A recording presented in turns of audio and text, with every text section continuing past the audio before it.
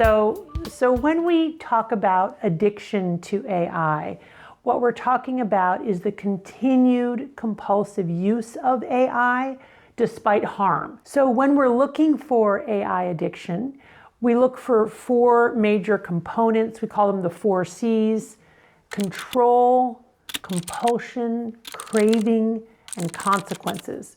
So out of control use, I'm using AI more than I planned. Compulsive use, there's a level of automaticity or loss of agency. I planned not to use it, and I find myself using it.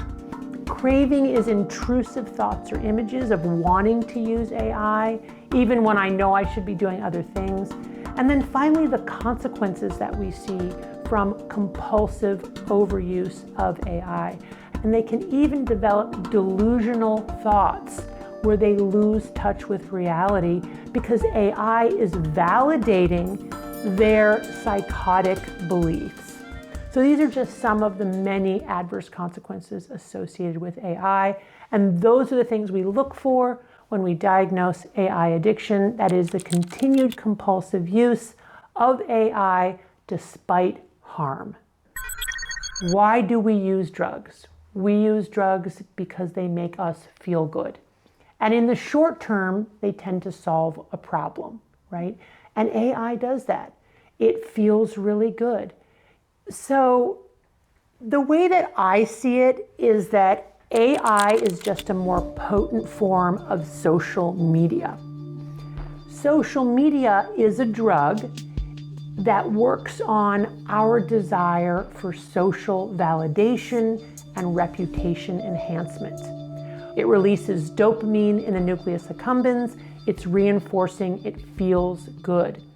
Social media works in part through a very reinforcing algorithm that learns what we've liked before and then feeds that to us going forward so that we spend more time on the platform. So those are some of the key design features that make social media addictive. Now, what AI has done, which is so fascinating, it is taken those same design features and it's folded them into a large language model so that they're invisible. So in terms of social validation, what AI does is just responds in this sycophantic, praising, reinforcing way to any question that we ask. Oh, that was such an amazing question. What a brilliant question, right? So you have the likes, but now they're not as obvious and as childlike. Like, I don't need to do anything for AI beyond just type in a prompt. All of that is incredibly validating, incredibly reinforcing, releases dopamine in the brain's reward pathway, feels good, which is what makes us want to do it again and again. So this exchange of conversations back and forth through time give us the sense that this is a live entity that's holding us in its mind. It feels very lifelike, and yet it's not entirely predictable. So then you have that fourth element of unpredictability. And all of that combines together to make for a potentially very addictive drug. Yeah, to me, like, what would be a good analogy?